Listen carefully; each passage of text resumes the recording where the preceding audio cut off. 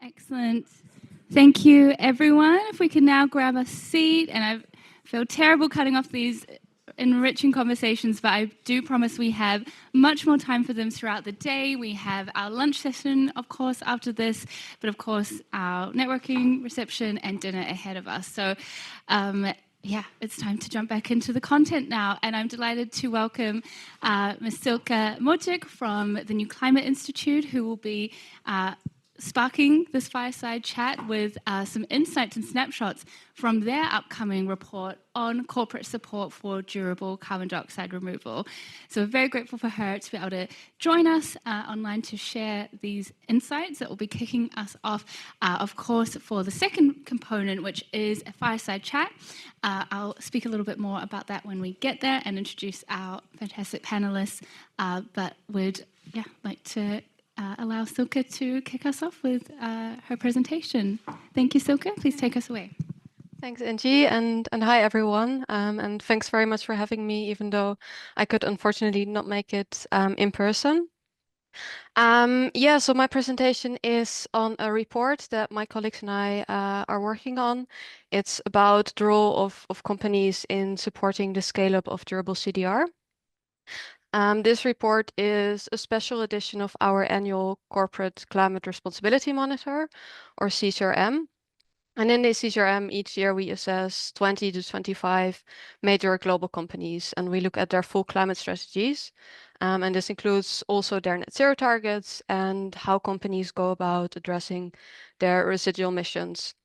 And this component needed a bit more or further development, more thinking, also in the light of ongoing voluntary standard developments and more contracts for durable CDR being signed. And so that's why we are writing this special edition. In the report, we assess 35 companies from 7 sectors to understand how many companies and which companies are already investing in durable CDR, also why they're doing it, and then if there are any problems or limitations that we should be aware of. So we really look at these 35 companies not to point the finger at them, but rather to understand the status quo. And these companies are active in the following sectors: tech, fashion, food and agriculture, automotive manufacturers, electric utilities, fossil fuel producers, and airlines. Good, then maybe first, what is corporate responsibility for scaling durable CDR? I think before answering that question, it is important to take a step back and why are we even asking it? I'm sure you will all know we need durable CDR to bring global emissions to net zero in order to limit global warming to 1.5 or even well below 2 degrees Celsius. We distinguish between durable CDR and non-durable CDR, where durable CDR is stored on a millennial timeframe. This distinction is important because ongoing or residual fossil fuel emissions remain in the atmosphere for thousands of years. And to truly neutralize those emissions, it is important that any carbon dioxide removals are also stored over the same time frame. That said, non-durable CDR such as soil carbon sequestration or mangrove restoration, reforestation are all incredibly important. So we're not arguing that this should be completely out of the focus. And we're just saying for companies and countries to neutralize ongoing emissions at the point of net zero, only durable CDR is suitable for that. We argue that durable CDR should be treated as a public good because it's a scarce resource with limited potential. Scaling durable CDR will have trade-offs, for instance, on biodiversity or on food production, on local communities. In the case of some CDR technologies, such as direct air carbon capture and storage, you need a lot of renewable or clean energy that is currently not available, and that all sectors are a need for their own decarbonization. And so there are many trade-offs, and we believe that this needs a discussion at a society level, and governments need to take the lead here and make policies, determine how much CDR is necessary, what sectors can use the CDR to get to net zero, and what trade-offs are acceptable. However, as far as I'm aware, no jurisdiction has really extensive legislation on durable CDR, and voluntary standard setters such as the Science Based Targets Initiative, they can fill this gap in the near term by asking companies to contribute to scaling durable CDR. What should such a voluntary, but also maybe a framework that is developed at the government level, what should it look like? We think it should consist of 3 components, where the first one is deep emission reductions. This should be really the key priority for every company. A second component is taking responsibility for the climate impact of ongoing emissions through climate contributions. This is also known as beyond value chain mitigation, and it serves as a financial incentive to accelerate decarbonization, but it also ensures that companies can take responsibility for the damages of their ongoing emissions. We think a third component on durable CDR should be added, because it is clear that we need to massively scale up durable CDR potential. And yeah, big companies, they have in some cases the money, they definitely have impact on the climate and could help to scale this up. We think this responsibility should be based on ability to pay rather than on residual emissions, because in the end, durable CDR is a public good. We all need it to get to net zero, and if it happens, we all profit from it. And if we would only ask those sectors or companies with expected residual emissions to pay, we would place a heavy burden on those sectors, while relieving the burden for sectors that may have a lot of money or sectors that have a huge historical responsibility. And so intuitively, I think it's not necessarily the fairest approach, but I think it's the approach that will work best. Good. That was in very short our argumentation of what such a framework should look like. Then I would now move to our findings. So I already said it. We looked at 35 companies in 7 sectors, and there are 3 takeaway messages that are relevant across the board. First, we see growing but limited traction for durable CDR. Second, the environmental and social integrity of durable CDR remains a blind spot, so companies provide very little information on this. And third, we see potential risks of double claiming removals by national government and corporate buyers.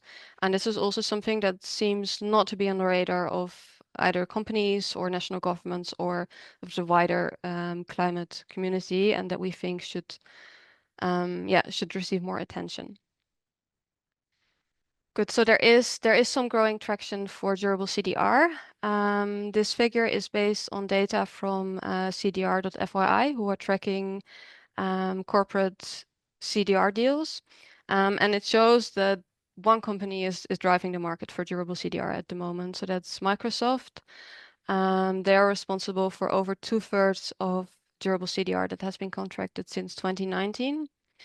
Then there is a long time no one, and then we have a number of other companies, including Google, Airbus, Equinor, Amazon, the Frontier Coalition, which is mostly tech and financial institutions who jointly sign CDR purchases. So there is support for durable CDR, but it's really concentrated with, well, one company or maybe 10 bigger ones. Why do companies invest in durable CDR at the moment? 3 main reasons. One, and this is the case for most of them, it's because they pledge to reach net zero at some point in the coming years or decades, and they rely on durable CDR to get to net zero. A second reason is that for some companies, durable CDR is a business case. So this is the case for some of the electric utilities and fossil fuel producers. And then the third reason, which is relevant for the aviation industry, is to enable the production of synthetic aviation fuels in the future. So the aviation industry needs CO2 to produce low carbon synthetic aviation fuels. And this is a reason why some of the airlines are investing in direct air capture infrastructure. And for the sake of time, I will not go into this third reason, but I think it's an interesting one and important to keep in mind. Then looking at sort of the reason for or wanting to claim net zero, I'd like to look at that in a bit more detail. So highlighting the tech companies here, we looked at Amazon, Apple, Google, Meta, and Microsoft. All of them have pledged to reach net zero between 2030 and 2040. And all of them are investing in durable CD, or all of them apart from Apple are investing in durable CDR to get there. So this table shows in the middle column support for durable CDR. So we looked at our companies channeling finance to durable CDR projects today. We looked at transparency. So do companies provide information on how much money they provide, who the project developers are, where these projects are located, things like this. Then we also looked at the integrity. So how important are these durable CDR projects in the context of all removal projects. And so here in the case of Apple, for instance, they don't do any durable CDR. It's only nature-based non-durable CDR, while Google and Microsoft, they really have a key focus on durable CDR technologies. So overall for tech, they are investing a lot, which I think is a good thing. And then the problem is with why they're doing it and the claims that they want to have on this durable CDR. So I already said all of them want to reach net zero by 2030 for most of them, and then Amazon in 2040. And with the exception of Apple, none of these companies have ambitious emission reduction targets. So their net zero targets, they rely to a large extent on creative accounting and then CDR to get there. And we think it's really problematic and are concerned that these companies are using their investments in durable CDR to sort of delay additional reduction measures. I have not put H&M Group on this slide. They're also included, and here we actually see that their claim is a lot more, has more integrity, because H&M, they really prioritize deep emission reductions, and they are investing in durable CDR only to neutralize, truly residual emissions, so to say. Then a second reason for investing in CDR is because it's a business case. So in the case of Ørsted, for instance, a Danish electric utility, they have 2 bioenergy plants in Denmark and are in the process of installing CCS so that these plants can generate negative emissions. And this very clearly fits into their existing business model of providing low carbon energy. We also see that some of the fossil fuel producers, such as Equinor, are investing in storage sites, for instance. Equinor is an interesting one. They also purchased BECCS credits from Ørsted, and it's not really clear to us whether Equinor wants to use these credits to bring their own emissions to net zero, or rather resell the credits to others. But also this reselling could be a business case for some companies. A second key finding of our research is that the environmental and social integrity of the durable CDR projects that corporates channel finance to remains a blind spot. So here again, this is the full overview table of the tech companies. So we already looked at support for durable CDR and claim over durable CDR. A third aspect that we looked at is the environmental integrity of CDR projects. So here we wanted to understand, do these companies provide information on potential risks or limitations of the projects that they that they purchase CDR from, and do they provide information on how they mitigate these risks. And for none of the tech companies, but also for none of the other companies that we assessed, we found this information.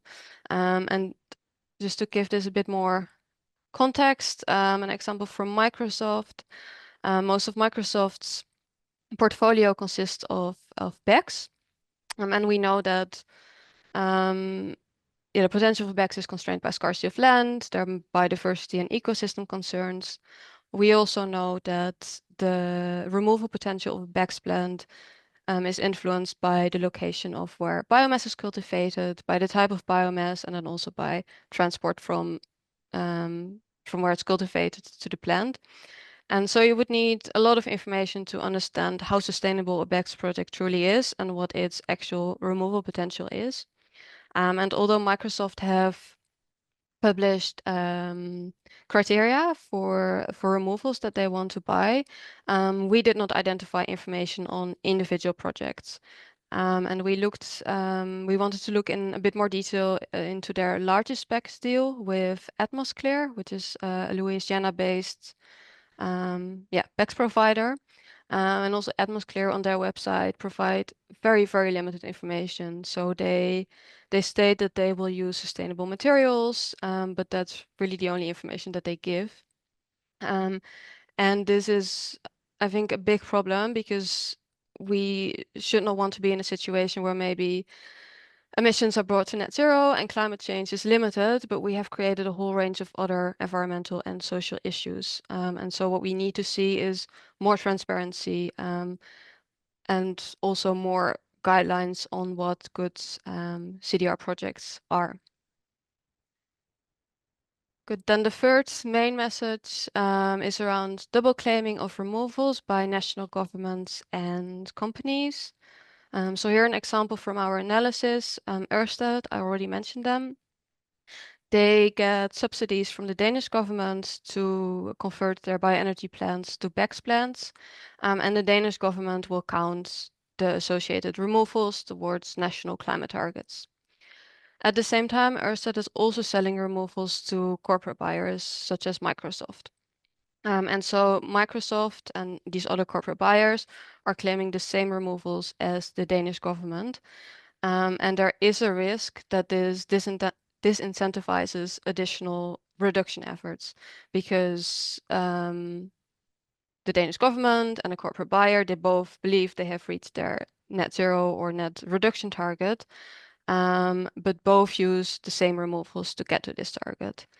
And yeah, this also seems something that is not really on the radar of people in the climate community. It doesn't seem to be on the radar of national governments, and it is something that should receive more attention. Good, and then I'll leave it at that. Thanks very much, and I couldn't see you all in the room, so I'm not sure if there are many questions, but please let me know. I'll be happy to answer them. Thank you. Thank you, Silke. And so we'll now shift to the second part. But yeah, we'll let you log off online. But yeah, please do reach out to her email there for any follow-up questions. And again, we're very grateful for your presentation here today and the framing for what will surely be a very interesting kind of fireside chat aspect that we have now. So I'd like to welcome the panelists for the fireside chat up to the stage here. So yeah. Well, no, actually, yeah. You feel free. Yes, yeah. Thank you, Silke. Thank you. Oh, yeah, that would be great. Thank you. Fantastic. So, one of the objectives of today is really to spark conversation. And obviously, as much as establishing carbon removal budgeting, the global pathway is important. We also know that where nearly all of the durable CDR activity is happening to date has been amongst some corporate leaders.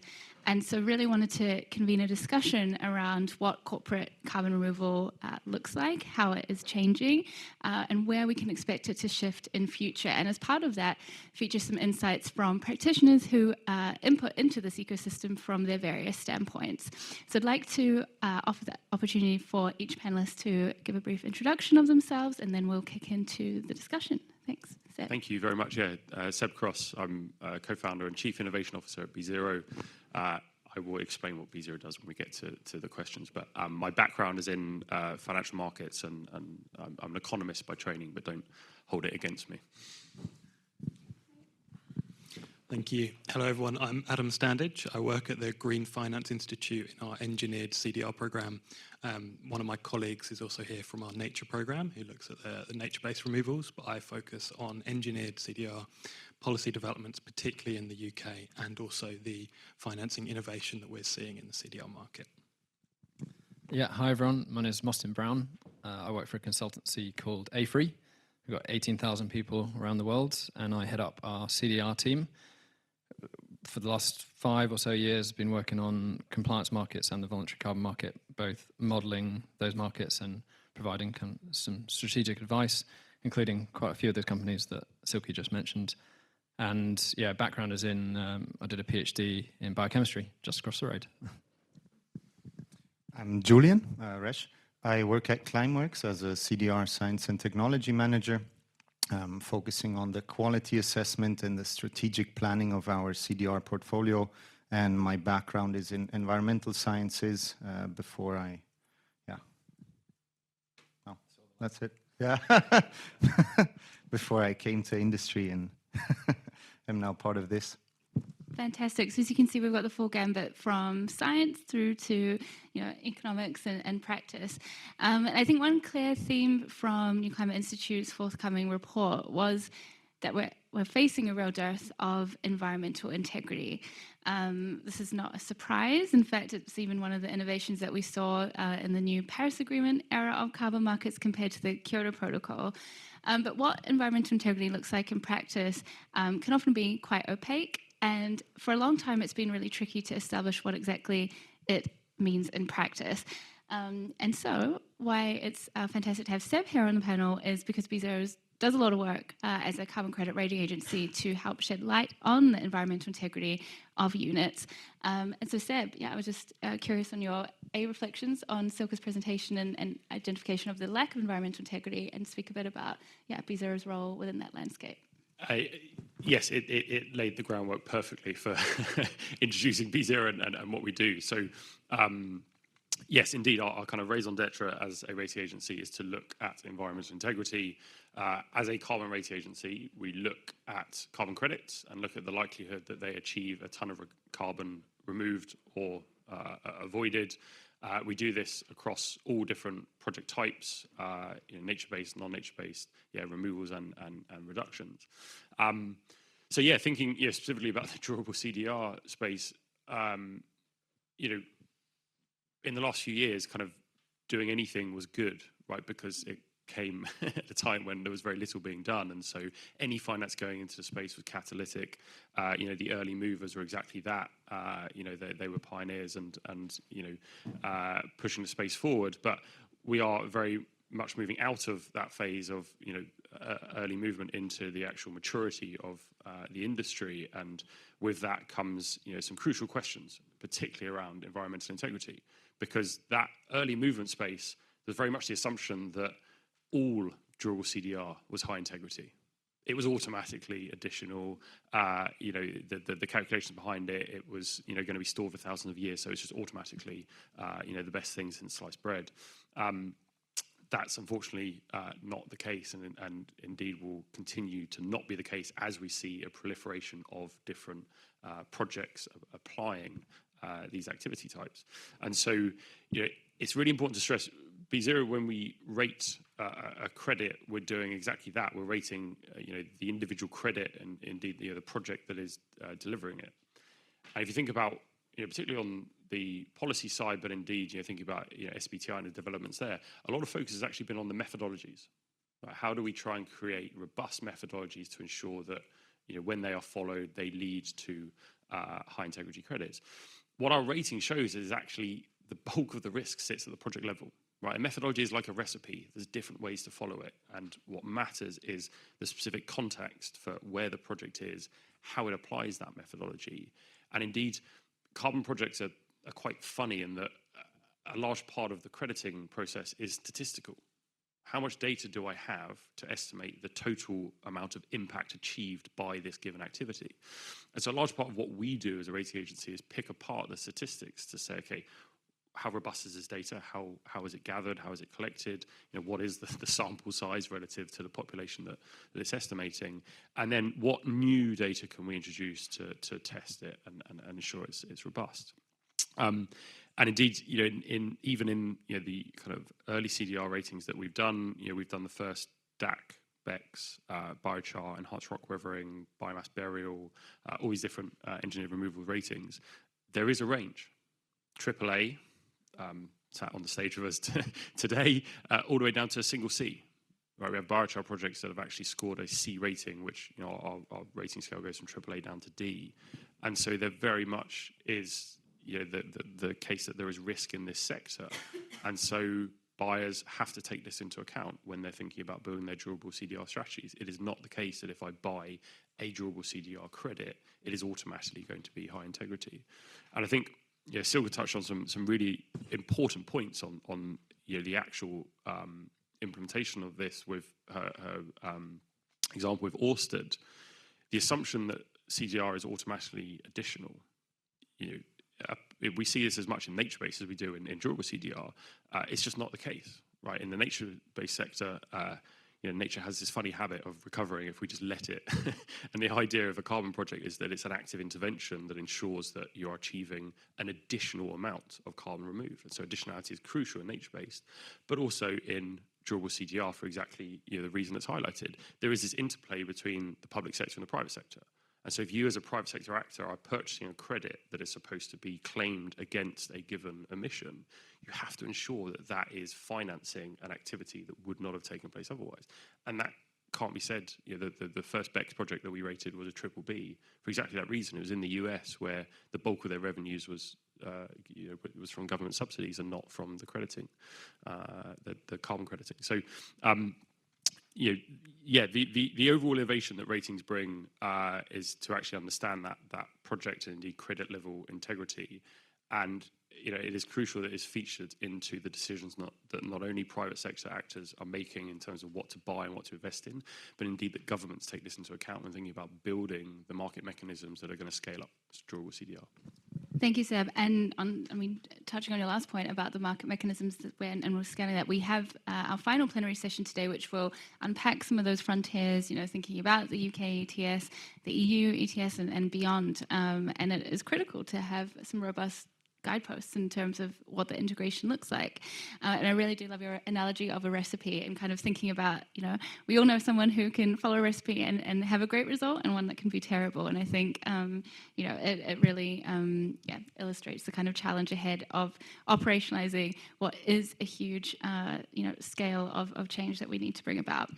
In terms of that investment, corporates play a role both obviously on the supply side. We've got some suppliers here and in the room, but equally as well as the topic of today and the demand side.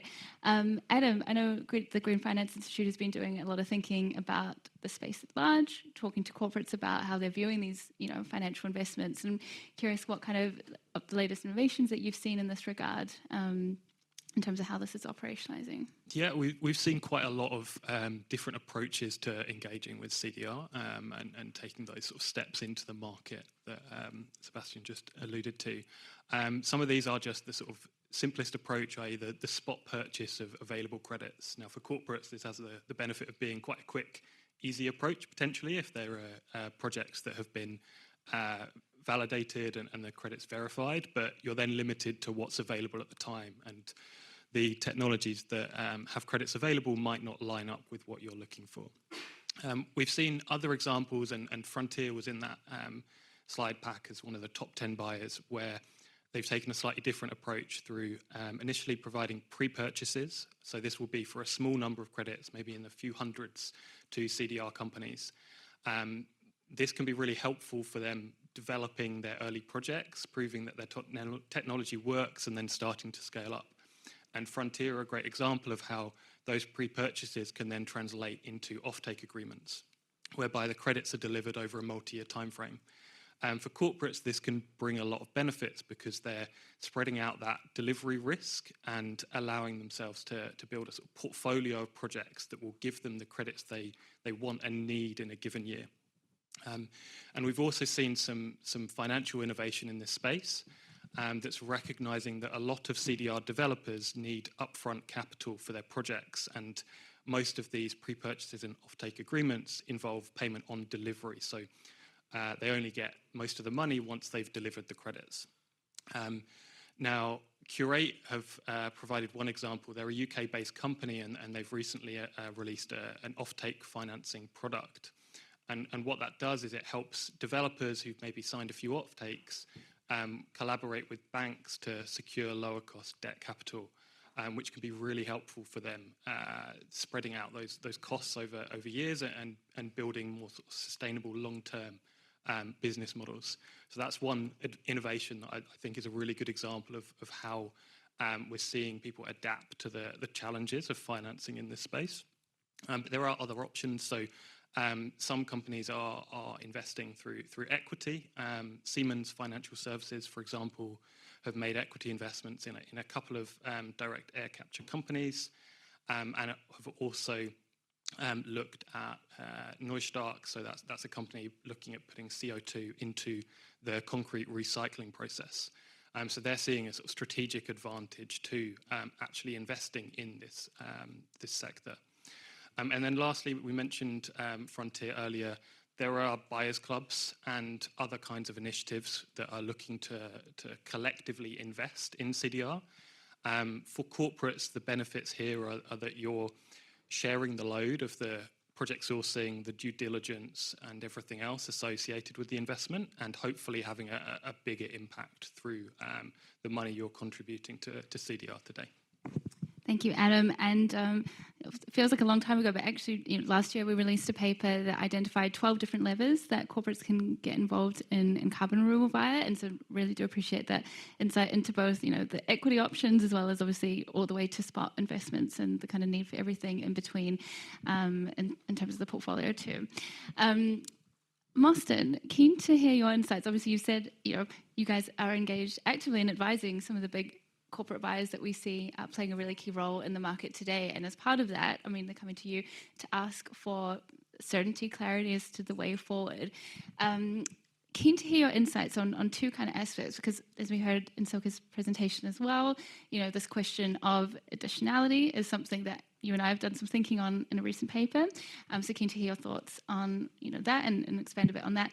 But then equally, SBTI has come up several times already this morning, and the kind of corporate removal demand there. So I'm just keen to hear your reflections about, I guess, how we can create further clarity in both those dimensions in terms of co-claiming, versus double claiming debate, and then also in terms of the standard setting horizon that we see. Yeah, that's quite a lot to get through, actually. But I'll start with the co-claiming, and actually would disagree with Silke's point that that's an issue. I think there's a bit of conflation about the credits.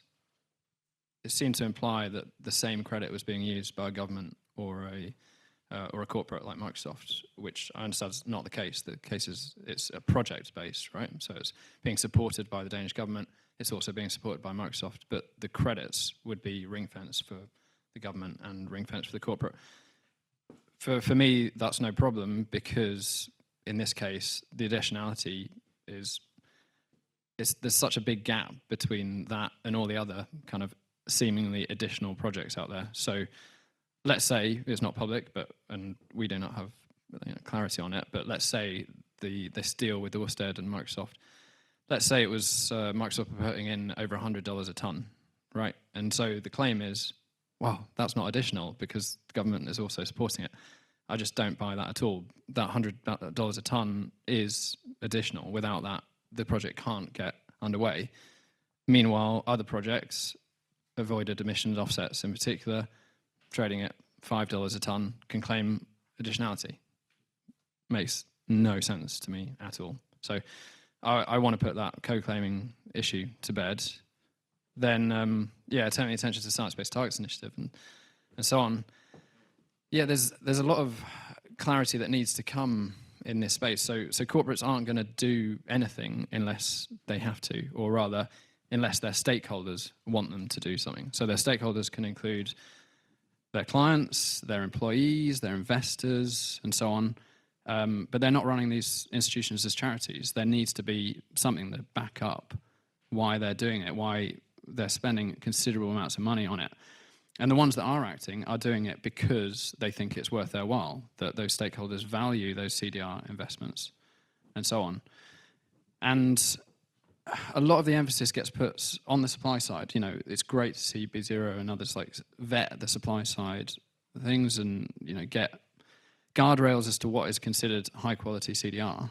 But on the demand side, the way that this market works is if you have a really high quality CDR project going to an unscrupulous source of demand, i.e. that are not reducing their emissions and so on, that is called greenwashing, effectively, because then you do get into this mitigation, deterrence, and so on. So I think as a way forward, and the Science-Based Targets Initiative is, in one respect, ahead of the curve here, because we're saying these are institutions that do ascribe to the values of reducing your emissions first, and therefore, you know, I think it should be fair game that CDR should be a viable policy for them. Whereas Science-Based Targets Initiative's approach is very cautious on permanent CDR, and I think it's great that they draw a distinction between, you know, durable CDR and non-durable CDR, but I think they could go a lot further in encouraging corporates to sort of invest in this space and legitimizing the use of CDR much higher than the sort of, you know, very small percentage that we're talking about in terms of interim targets. And actually, if we think of the long-term end goal, I would like to see a much more economic literate sort of distribution between emission reduction and CDR, as opposed to the sort of academic, you must reduce by 90% or 95% and then get into your residual emissions. You know, different sectors are going to have way different cost profiles, and I would like to see economics driving that decision rather than arbitrary percents. So yeah, I'll stop there. Thanks. Yeah, absolutely. And I should actually say, so Silke and I sit on the GGR, you know, expert working group for SBTI, and we're grappling with these questions all the time about, you know, this level, and again, how to make a rule that's consistent and clear, but then has cut through across different sectoral patterns and different types of emissions and abilities to pay, as well as pick up a theme from Silke's presentation. Julian, so as the kind of developer and solutions provider on the panel, super interested to hear your thoughts. I mean, you know, we've heard the word portfolio come up time and time again. It's embedded within the carbon removal budget approach to recognize that we do need all pathways and need to assess, you know, their contribution on the supply side, but it's equally critical on the demand side. And to Mostyn's point, in order to ensure that, you know, greenwashing and things like that are limited, you know, you need to ensure that that portfolio is tailored to the end user and to their aims, if it's compensation, contribution, whatnot. Yeah, Climeworks has done a lot of work in terms of, you know, thinking through portfolio approaches. So yeah, keen to hear your thoughts on that. Thank you. So first off, to those who don't know, Climeworks is not only a direct air capture company anymore, but we also offer other CDR technologies. So we are a portfolio provider in that sense. And all of the corporates we've been talking to, or most of them, the non-Microsoft ones basically, they find it very hard to navigate the CDR space, right? It's very fragmented, very confusing for them in that sense, and it oftentimes lacks clarity on how they should structure and how they integrate their strategy of when to select what technology and which technologies or pathways to procure and how to essentially invest or how to use their CDR budget. And we feel this lack of structure on their side is the biggest issue. And in addressing that, or we want to address that by providing a, so to say, optimal portfolio in the sense of what what can companies and how can companies act, and at which time should they invest in what. So basically what we did, and this is going to come out as a white paper this month, so unfortunately we didn't make it in time to to be able to reference right now, but we feel like we need a science-based approach, and this is where we're kind of also looking for collaborators in the room and also in different institutions. We're looking to establish a science-based approach and also looking at supply constraints of the different pathways. How do these scale? You know, Silke mentioned BECCS needs biomass, BECCS needs land, right? It needs to be high quality, a high quality project to endure or to ensure that additionality, right? So we're going to have to make sure it's highest quality. We're going to have to make sure it's sustainable and that we're not using purpose-grown feedstock for the example of BECCS or biochar, right? But at the same time, it's going to have to balance immediate near-term impact and also long-term impact, right? So how are the different technologies, when would they scale? When would they be able to scale? You know, direct air capture is not going to be delivering CDR in 2027, right? It will probably be in the 2030s and so on. But it needs to have scaling, or it needs to have that demand now to be able to reach those levels where it will be useful and be able to help actually. So it's kind of this combination of this science-based approach and also our view on from a technology provider side, but also a portfolio provider side on what would the price look like, how would the price develop, all of this, and then we put some additional constraints on that and tried to model really on a corporate level, but also on a industry level, what is necessary to reach net zero or net emissions by 2050, and which technologies scale in what year and at what percentages. And then also kind of looking at how will this be able to contribute to provide clarity for companies that are not the Microsofts, that don't have the resources, right? And make sure that all of this then funnels into how can we sustainably scale this whole industry, and how can we really make sure that the projects that are going to be established are the ones of highest quality and are the ones that are actually delivering what they promise. Thanks, Julian. And I think, you know, the reflections on short-term need versus long-term perspective is really critical. And equally now when we're thinking, I mean, a lot of our conversation today and even, you know, New Climate Institute survey of corporate demand, you know, implicitly was voluntary corporate demand, but we're increasingly entering an era of compliance. And as we've seen in recent weeks and months, you know, the space is becoming a lot more active. Adam, from your standpoint, you know, assessing the kind of UK policy landscape and the kind of prospects for emissions trading scheme integration, which we've seen announced in the past few weeks, curious for your reflections here. Yeah, it's a really interesting area, and there's quite a lot to talk about, but I'll try and keep the points fairly short.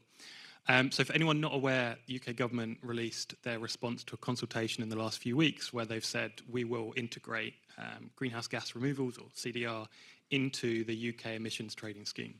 They've said they're going to legislate in 2028, and the intention is to have an operational system by 2029.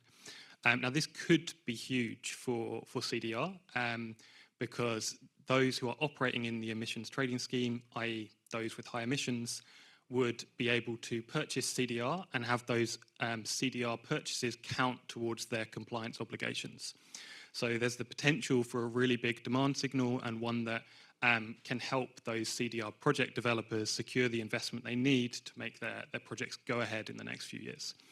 But I say could because there are still quite a few risks and uncertainties relating to this.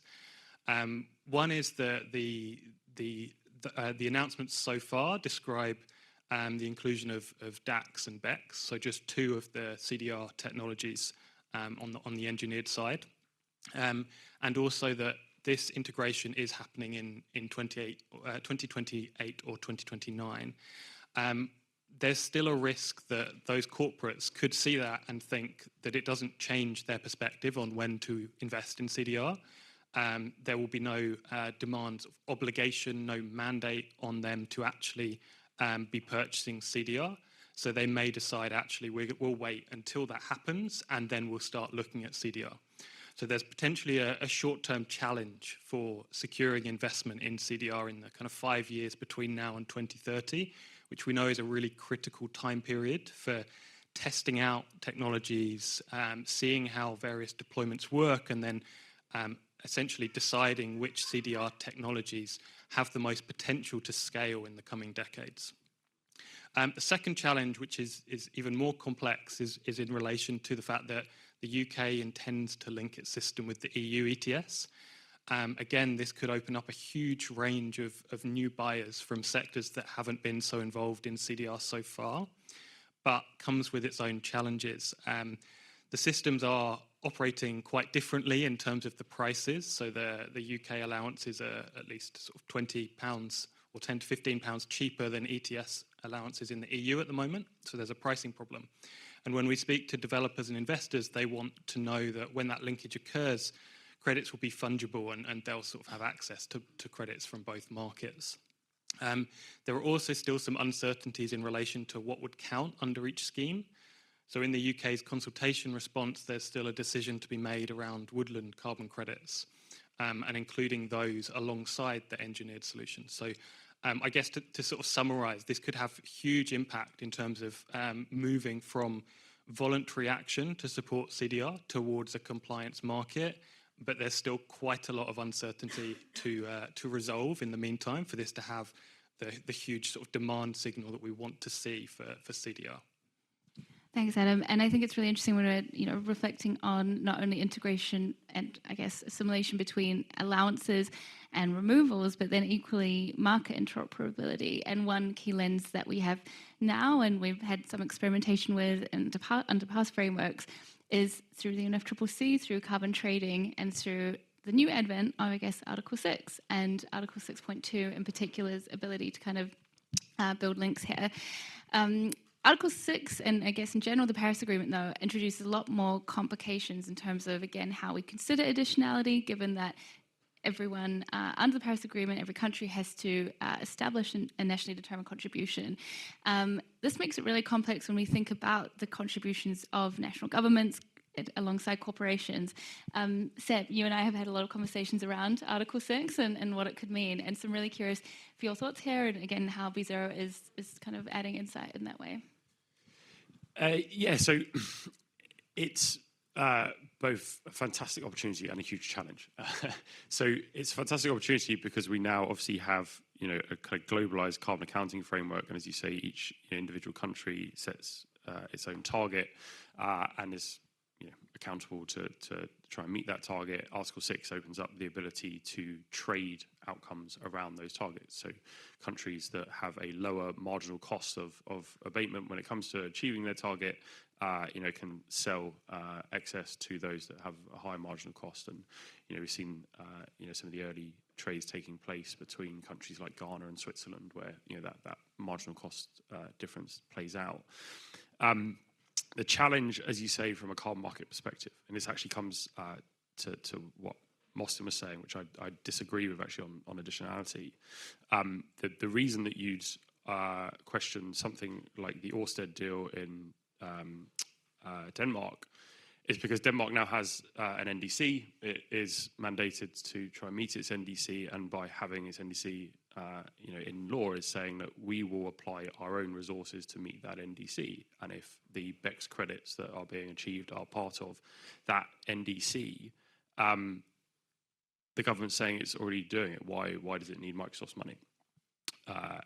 It might be the case that Denmark, which it hasn't, but other countries have, set a conditional NDC, which says this part of our NDC is conditional on attracting financing from abroad, in which case Microsoft's money will be very welcomed, and it's more relevant in countries in Africa which have made the conditional part of their NDC a significant chunk. But it does make it even more complex for private sector individuals, because you're not only having to understand project level integrity as it's reflected in the credits that you're buying, but also then the interaction with the national accounting frameworks.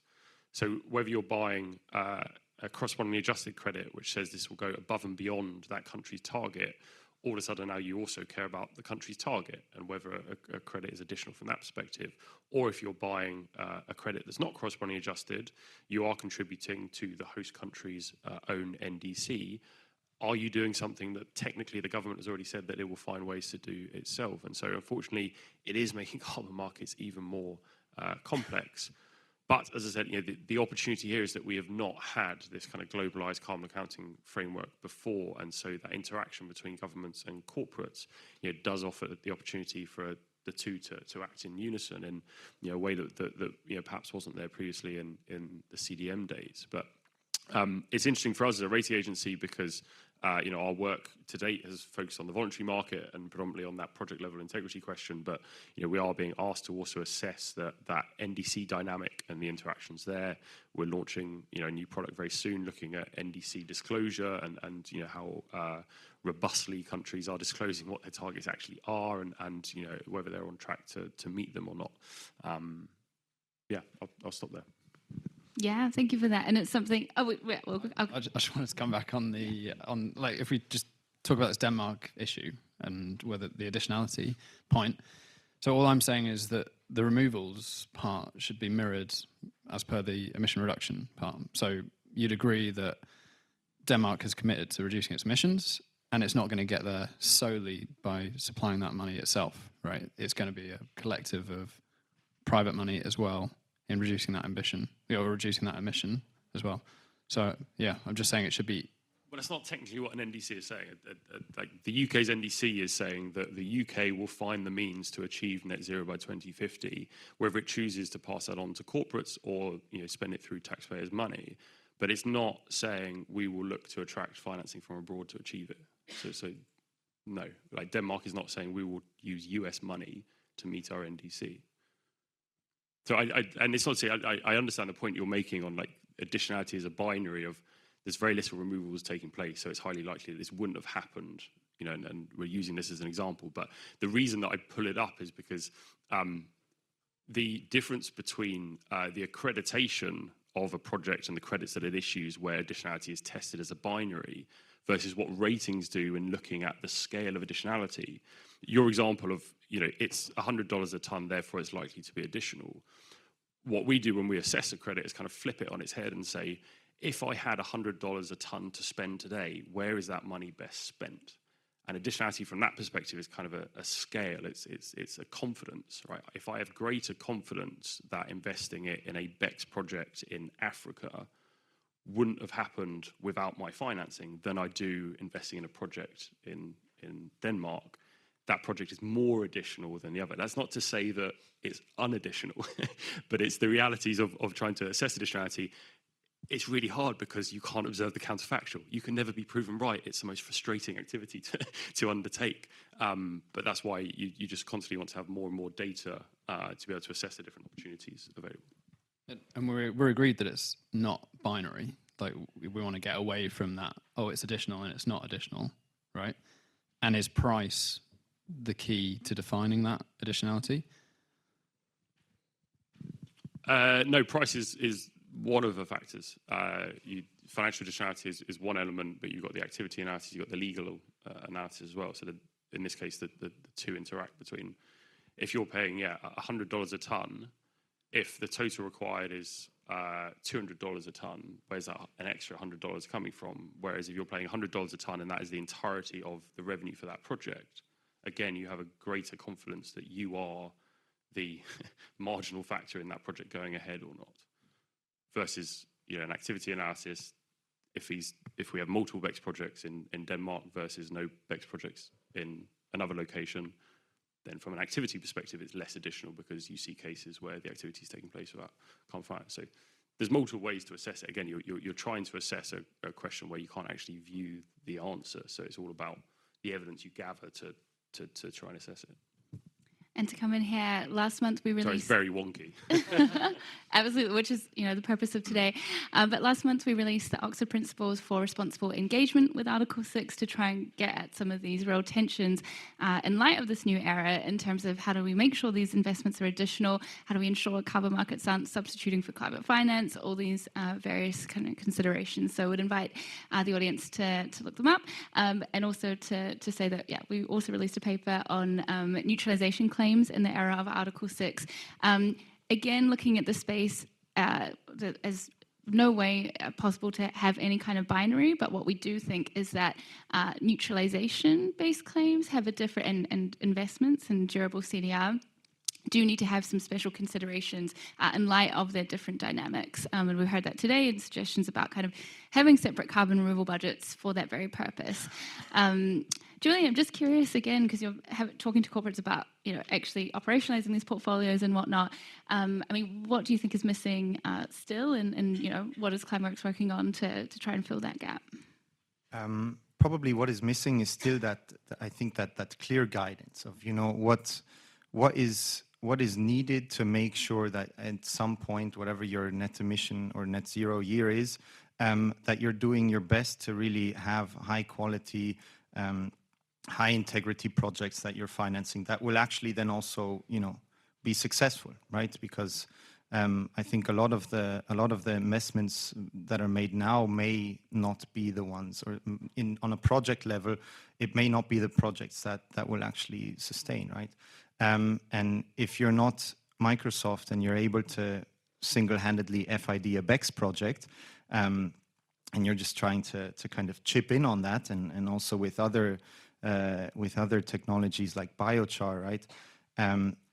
It's really hard to assess and to make sure that where you're spending and where you're putting your money now is actually going to be where it's useful. So we feel like that guidance on a quality level and done through rating agencies, that is very important, but also kind of detangling this, okay, what are the constraints that each technology has, and what are the time frames that they need to scale? What are really the factors that come into play? Is it going to be the storage for DACs and BECCS? Is it going to be the financing, actually scaling and reproducing these plants? Or is it going to be, for biochar, just getting these projects off the ground, being able to utilize that biomass? So we feel like this allowing for a guidance and kind of providing structure, that we feel like is a really big key milestone for them, and key piece for them to actually be able to allocate their budgets where it's needed the most. Great, thank you so much, Julian. Fantastic. And so I'd now like to take the opportunity to open it up to our audience here for any questions for the panel. Yes, we have Lewis over here. If we can get a microphone over, just to Lewis. If you could raise your hand again, Lewis, that would be great. Thanks. Lewis Roger at Drax. Thanks, guys, for a really interesting panel. I was really enjoying the duel going on between Seb and Mostyn on this grenade that Silke threw in about double claiming and additionality. But the healthy debate aside, I couldn't help but wonder when I was hearing that debate sort of playing out. I was sort of thinking, are we missing the wood for the trees? And is there potentially a different lens through we should be assessing double claiming or co-claiming or whatever you want to call it? And is that lens its utility in deploying early stage CDR projects? Because if you look at it through that lens, I think that the evidence is pretty unequivocal, right? That ultimately it's something which enables CDR deployment. And it's probably actually slightly undercooking it. It's the only game in town when it comes to industrial CDR, right? So, and we know what deployment means for the technologies, right? So it's only through deployment that we get that steep learning curve. It's only through deployment that we get debt financing into the game, as you mentioned, Adam. So should we actually be saying to ourselves, does the double claiming encourage deployment or not? And if the answer is yes, isn't it something that we should be nurturing and celebrating, not criticizing? Thank you, Lewis. And actually, yeah, this is something we speak to in our paper about the importance for financing to be catalytic rather than like in competition with one another. Mostyn or anyone else, do you want to reflect on response? Short answer is yes, totally agree. And also, I mean, just really long term, the ultimate, let's say we've made it to net zero. What does that world look like, right? Denmark is still complying with its obligations to do carbon removal. Microsoft and others are also putting money in. I don't see that being an issue in the long term, as well as your point about nurturing it now.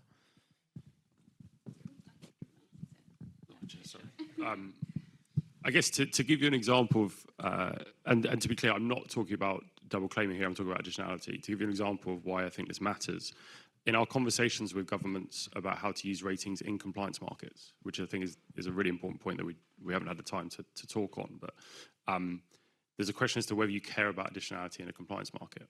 If you're looking at the UK and the question of integrating removals, if you just think about it as a closed loop system, we're going to count all removals towards our target, then do we care about additionality? The risk you face there is that you're actually leading then to a misallocation of the private sector demand. Because if you're not looking at additionality, then you're not looking at the coupling of what government is doing as well as what companies like Microsoft are doing. Because you risk almost double financing stuff that would have happened anyway versus financing stuff that would have been less likely to have happened and is more catalytic. But you're right in that this is really a discussion for 5 years' time once the ETS kicks in. But the market mechanisms are being built today. So I do think it's dangerous to just assume that we're going to continue to be in this world where any financing in this space is catalytic. No, if it's going to scale up, then financing is going to have to compete for different solutions. And that additionality question will continue to matter. But the claiming, I think, is slightly different. And you guys hosted that roundtable in New York, right? The discussions around that, again, it's trying to reduce complexity at this stage is the key, to your point. But my focus would be on how you build the markets of the future and ensure that if we do scale this up, that the financing is going. That interaction between public and private financing is incentivizing it being put into the right solutions. Absolutely, and it reminds me of Alice's slides earlier with the 2 pots of money and everything. Wonderful. Question here.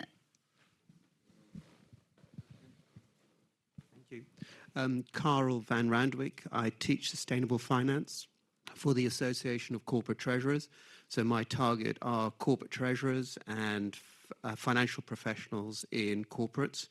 And looking at carbon credits, particularly buying forward, to what extent do you think that lack of accounting standards is actually holding companies back from buying carbon credits? Because right now, you can't put them on the balance sheet as an asset and then depreciate them over time while you're offsetting your emissions. If there were clear standards that you could do that, then you'd probably find a lot more companies acquiring carbon credits to offset their emissions. Just some thoughts would be appreciated. And it's a really interesting point, given that we've seen a difference in VAT treatment, for instance, of carbon credits, and some thinking about the evolution there. Does anyone have any thoughts in response to that?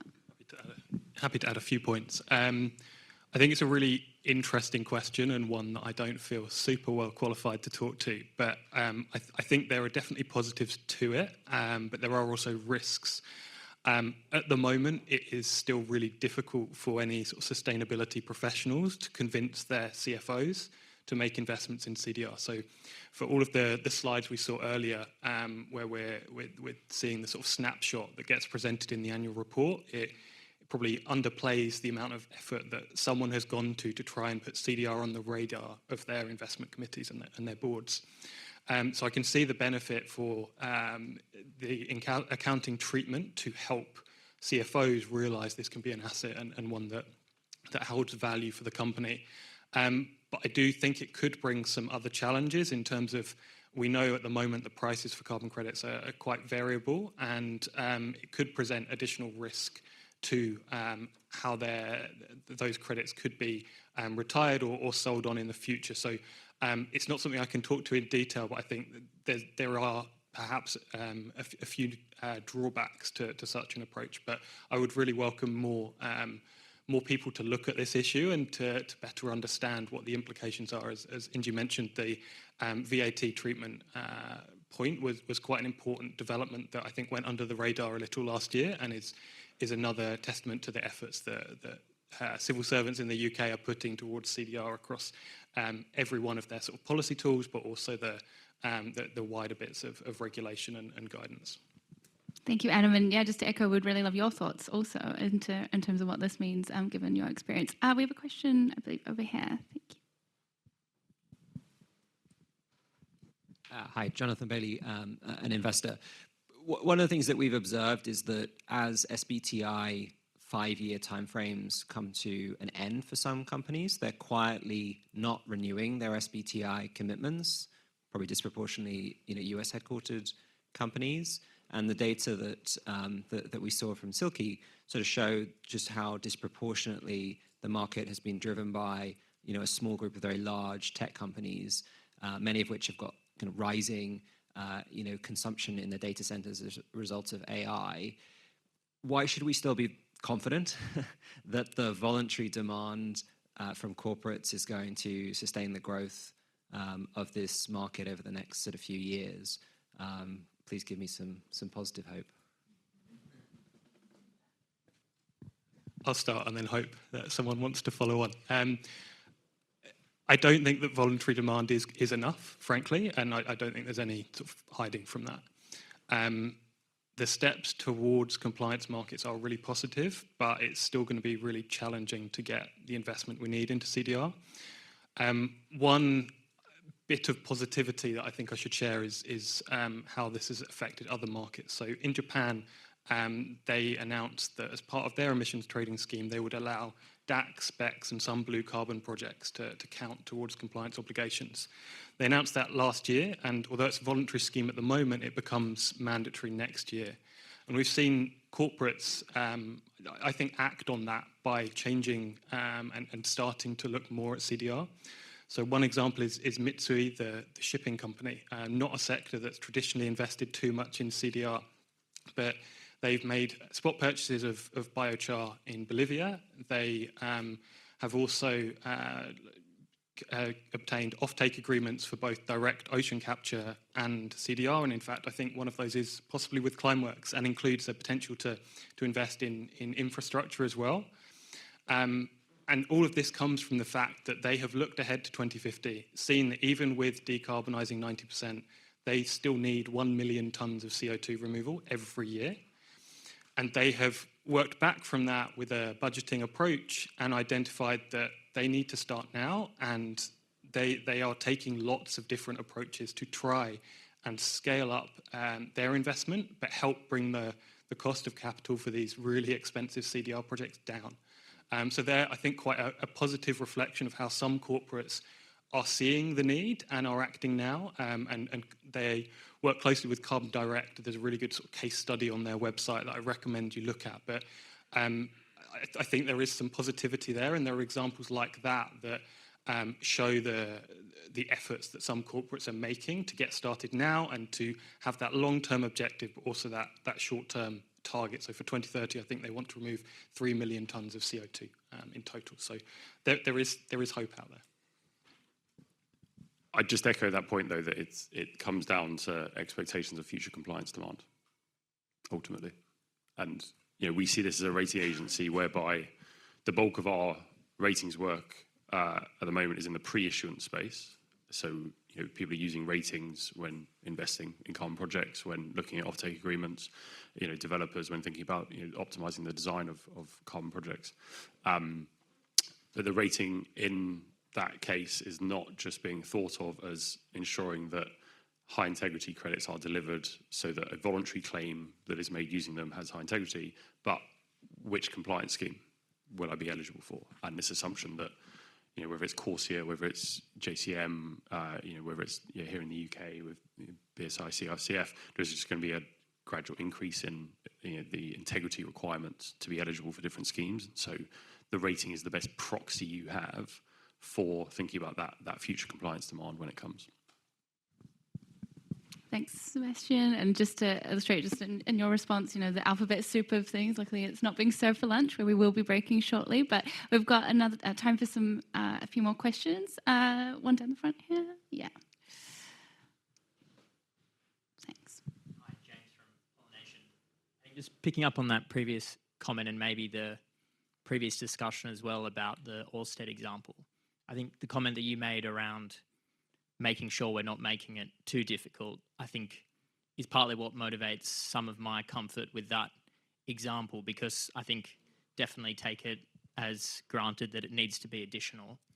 And I think it strikes me that one of the difficulties in the example is that if the Danish government were to say, we are going to be achieving our NDC by these specific things, then it would be clear that it wasn't additional because it was clearly going to be done. But it strikes me that in a case where that's a complicated additionality question, if you though take that as granted, I think what I took from the presentation was almost a more fundamental issue with both Microsoft and the national government being able to claim that emission, which from my perspective, I feel more comfortable with when you think about corporate emissions as a subset of the national reporting.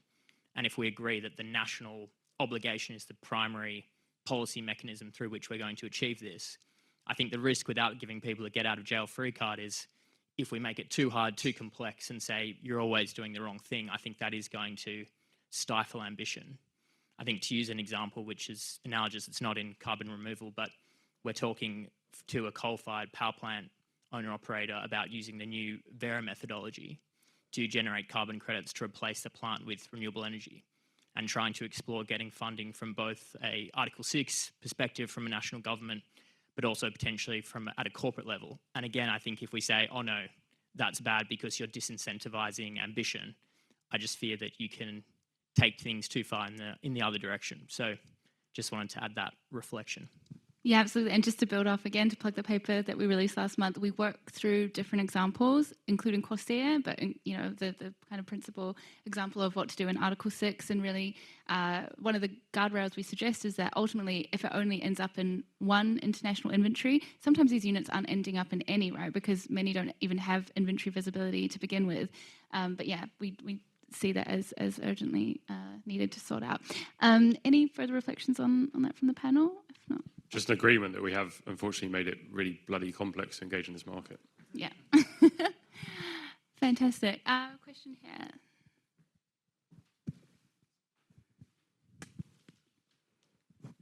Hi, my name is Murray Toppel from University of Bristol. My question is to Sebastian, but anyone who has thoughts on it, is how do you view fungibility between credits? So, you know, you have ratings between different types. Is there a way to show some kind of equivalence between them? So, for instance, you know, everyone wants to go after the highest grade removal, but unfortunately the supply is not there. Is there a way that we can find maybe slightly less integral methods and say, you know, if you buy a lot more of these, it's equivalent to this? Yeah, is there a scientifically sound way of that actually being possible? Yes. How long have we got until lunch? So in short, we published a discount schedule that you can apply to our rating. So you know, triple B, discount it by 50%, but with a number of guardrails. You know, to your point on it being scientifically robust. If a project is unadditional, it doesn't matter how many you buy; it's unadditional. So at the bottom end of a rating scale, it's not, you know, encouraged to be used. It's more at the top end of a rating scale in thinking about not only, you know, purchasing more credits versus the tons you're claiming from an individual project perspective, but what we've actually seen is companies apply this from a portfolio perspective as well.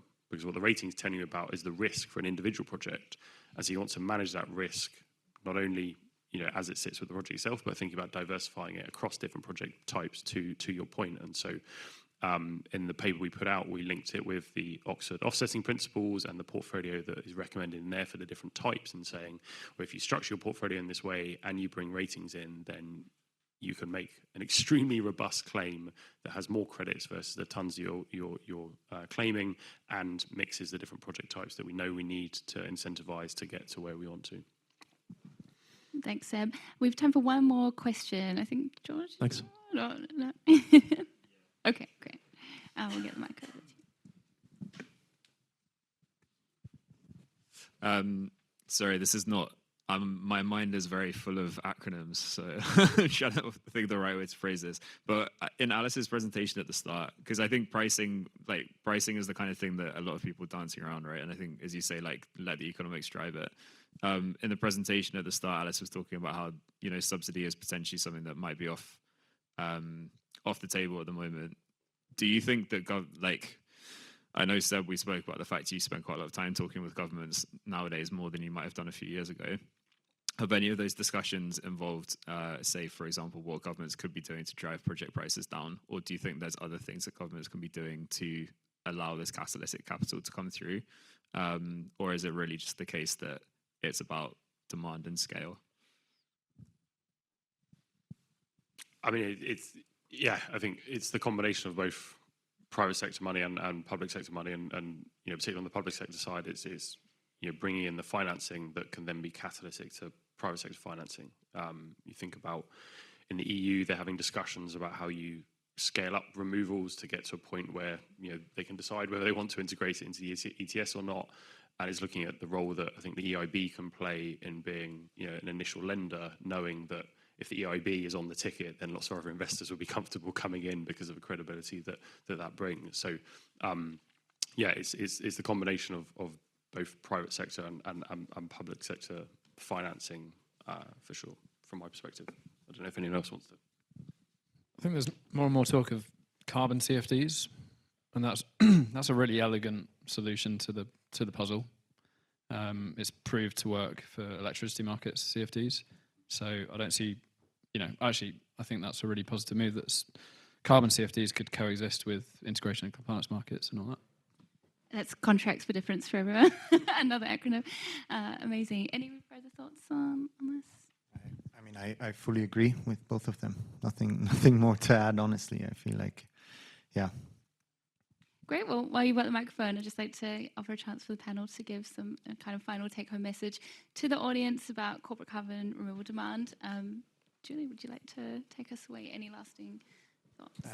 Any last ones? I feel like the important part right now is we, as you know, the corporate side, the science side, the policymaker side. I feel like we need to find common ground and find panels or find you know, symposium like this to be able to communicate and to, you know, build a way forward that's responsible and clear for everybody. And I feel like we're going in the right direction here. Yeah, I'd build on that point that corporate demand is not going to materialize unless we get real clarity from institutions like Oxford, like the Science Based Targets Initiative, on what the corporate gets in return for its investment in these carbon credits. At the moment, we just sling mud at the companies that are willing to go for it, and it's complex, and we need to make it more simple. Otherwise, nothing happens. I think, and this is similar to any other sort of climate and sustainability sector, it's quite easy to be downhearted when you think about all the challenges we've got to overcome. So in CDR, it's the technology challenges, it's the pricing, it's the building of new markets. But I think, at least in the UK, we've got a positive set of policy tools that are going to try and help that environment become more investable. So things like the carbon contract for difference support through the business model, things like the integration of carbon removal into the emissions trading scheme. And let's not forget all the early stage innovation and research funding, whether it's through grants or other initiatives, that is key to making this a really successful sector in the UK.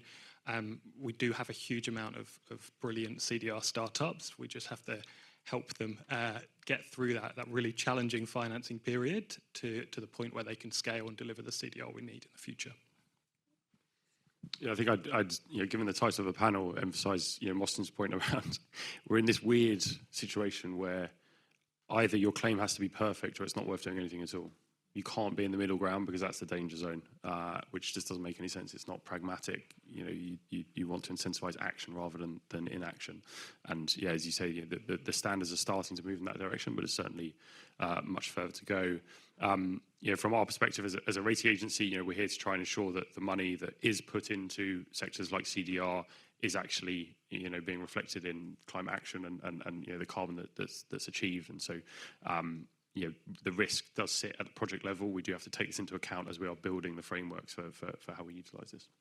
Thanks, Evan. And absolutely to your point in terms of, Julian, your point about the symposiums like today, we also play a role as academics in a research community around not just kind of throwing stones, but also actively kind of getting out of our ivory towers into boardrooms, into, parliamentary spaces and really walking alongside actors who are undertaking this journey, which inspired, today's symposium as well.